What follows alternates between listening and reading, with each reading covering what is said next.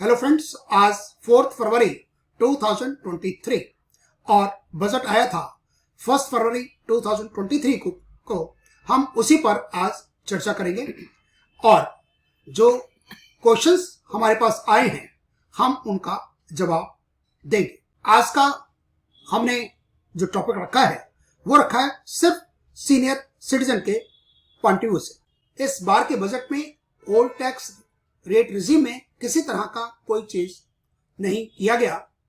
Basic admission limit 3 lakh senior citizen के लिए और सुपर सीनियर सिटीजन 5 लाख। पहला स्लैब 5% का है जो कि 5 लाख तक होता है। सीनियर सिटीजन के केस में रहेगा 3 लाख से 5 लाख। सुपर सीनियर सिटीजन के केस में 5 लाख तक का कोई स्लैब नहीं है। 5 लाख से 10 लाख 20% और 10 लाख से ऊपर 30%। और हम देखते हैं कि सीनियर सिटीजन कब बनेगा, वो देखा जाएगा 1 अप्रैल 2023। हम बात कर रहे हैं इसका असेसमेंट ईयर होगा 2024-25। यदि आप 1 अप्रैल 2023 को 60 इयर्स या उससे ज्यादा लेकिन 80 से कम तो आप कहलाएंगे सीनियर सिटीजन। सरचार्ज लगता है यदि आपकी इनकम 50 लाख से ऊपर होती है तो 50 लाख से 100 लाख 10%, 100 लाख से 200 लाख के बीच में 15, 200 लाख से लेकर 500 लाख 25। लेकिन यदि आपके डिविडेंड की इनकम है, short term capital gain on shares है, long term capital gain on shares है तो सरचार्ज का जो लिमिट है वो 15% तक ही एक लिमिट लगाई गई है। हेल्थ एजुकेशन लगता है 4% जो कि इनकम टैक्स और सरचार्ज को मिलाकर। लेकिन यदि आपकी टैक्सेबल इनकम 5 लाख तक है तो कोई आपको टैक्स देने की जरूरत नहीं है। बजट जो आया 2023 को 1 फरवरी को, उसमें इस लिमिट को 5 लाख के लिमिट को किसी तरह से चेंज नहीं किया गया और ये रिबेट सिर्फ मिलती है जो रेजिडेंट इंडिविजुअल्स होते हैं। नॉन रेजिडेंट को ये रिबेट नहीं मिलती। न्यू टैक्स रेट रिजीम में बहुत बदलाव किए गए हैं। यदि आप अपने कॉलेज में, अपने ऑर्गेनाइजेशंस में, अपनी कंपनी में यदि आप कुछ लिखकर नहीं देते तो एम्प्लॉयर ट्रीट ये करेगा कि आपने new tax rate regime choose किया है। और इसमें बेसिक एडमिशन लिमिट सबके लिए 3 लाख है। आपकी एज 60 से नीचे हो, 60 से ऊपर हो, 80 से नीचे हो, 80 से ऊपर हो, सबके लिए एक ही लिमिट है, लाख है। सरचार्ज इसमें बदलाव कर दिया गया।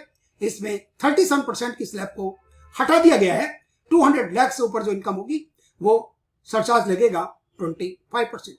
लेकिन dividend per, long term capital gain on shares, short term capital gain on shares पर रहेगा वही मैक्सिमम लिमिट 15% की। और हेल्थ एजुकेशन सेस में भी कोई बदलाव नहीं है। एक बदलाव और किया गया कि यदि आपकी टैक्सेबल इनकम 7 लाख तक है तो कोई आपको टैक्स देने की जरूरत नहीं है। और जो रिबेट है ये 87A की, मैक्सिमम इसमें अमाउंट 25,000। लेकिन ये रिबेट नहीं मिलेगी नॉन रेजिडेंट। पिछली बार जो स्लैब थी उसमें एक स्लैब कम कर दी गई।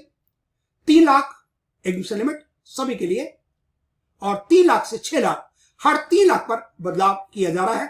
3 lakh to 6 lakh 5%, 6 lakh to 9 lakh 10%, 9 lakh to 12 lakh 15% और 12 lakh to 15 lakh 20%। Last year तक नए टैक्स रेट रिजीम में स्टैंडर्ड डिडक्शंस नहीं मिलती थी सैलरी पर और पेंशन पर, जो कि अमाउंट है 50,000। लेकिन इस बजट में ये इंट्रोड्यूस कर दी गई। फैमिली पेंशन पर एक डिडक्शन होती है स्टैंडर्ड 1/3 और 15,000 विच एवर इज लेस, उसको भी एडिशन दे दिया गया। लेकिन लास्ट ईयर तक ये नहीं थी। बाकी 80C से लेकर 80U तक डिडक्शंस आपको कोई नहीं मिलेगी। हाँ मिलेगी तो सिर्फ एक 80C से 2 एम्प्लॉयर्स कंट्रीब्यूशन। और यदि आप नया स्कीम ऑप्ट करते हैं तो HRA की डिडक्शंस, चाइल्ड एजुकेशन अलाउंस की डिडक्शंस, मेडिक्लेम की डिडक्शंस, PF की डिडक्शंस, डोनेशन की डिडक्शंस, मेडिक्लेम की डिडक्शंस, ये कोई आपको नहीं मिलेगी।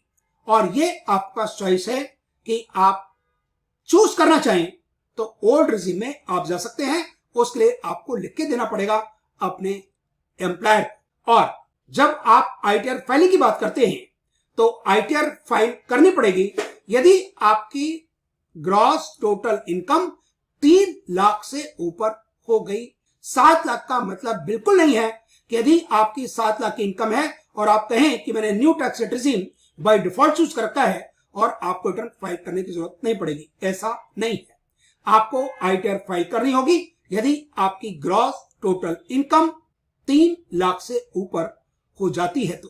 Please tell us what is the difference between the old and the new regimes? What do I have to do? What are the steps involved? जो budget आया, present किया गया 1 फरवरी 2023 को, ये फाइनेंशियल ईयर होगा 2023-24 और ये बाय डिफॉल्ट कर दिया गया है कि यदि आप कुछ नहीं करते तो ये माना जाएगा कि आप न्यू रिजीम में इंटरेस्टेड हैं। न्यू रिजीम में टैक्स रेट्स का स्लैब रेट्स कम है और ओल्ड में टैक्स रेट्स के स्लैब्स 3 हैं, 5%, 20%, 30%। ओल्ड रिजीम के अंदर 10 लाख से ऊपर 30% शुरू हो जाता है, जबकि न्यू के अंदर आपका शुरू होता है 15 लाख से ऊपर। ये सब कैलकुलेशंस आपको खुद करनी होगी, जिसमें आपको फायदा है। यदि आपको लगता है कि आपका पुराने में फायदा है तो आपको पुराना चूज कर सकते हैं, लेकिन उसमें फिर आपको इन्फॉर्म करना है टू दी एम्प्लॉयर। एम्प्लॉयर को आप राइटिंग में देंगे कि मुझे पुराना टैक्स रेट रिजीम पसंद है, फिर उसी हिसाब से आपका एम्प्लॉयर टैक्स काटेगा। यदि आप कोई एक्शन नहीं लेते तो new tax rate regime applicable है। वैसे मैं आपको एक बात और बताऊं कि जो नया टैक्स रेट रिजीम आया है, बहुत सारे लोगों को नया टैक्स रेट रिजीम ही सूट करेगा, लेकिन फिर भी आप अपने एंड पर कैलकुलेशंस जरूर करें।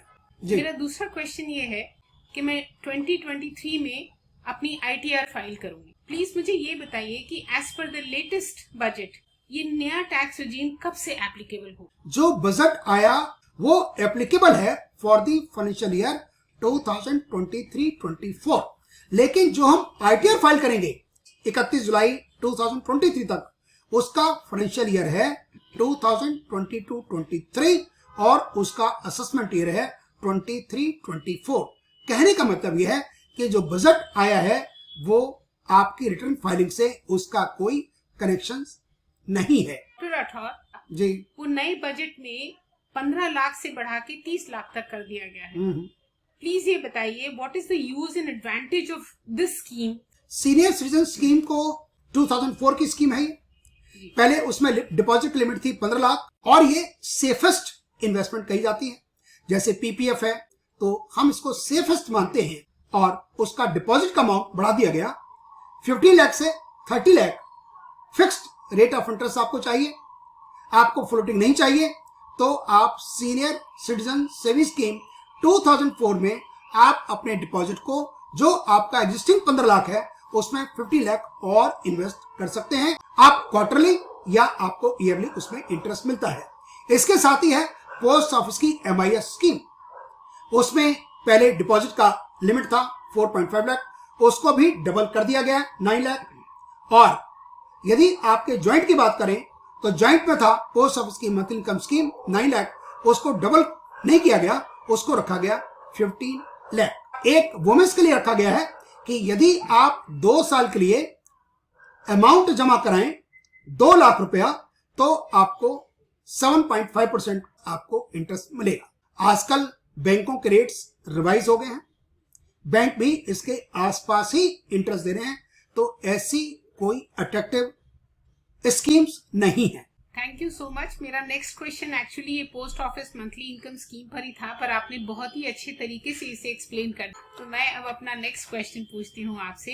गवर्नमेंट का क्लेम है कि अप टू 7 लाख कोई टैक्स लाइबिलिटी नहीं होगी, तो क्या इसका ये मतलब है कि क्या उन्हें टैक्स रिटर्न फाइल नहीं करनी पड़ेगी? 87A की रिबेट का मतलब है कि आपको आईटीआर फाइल करने की कंपल्शन शुरू हो जाती है यदि आपकी इनकम 3 लाख को क्रॉस कर गई तो।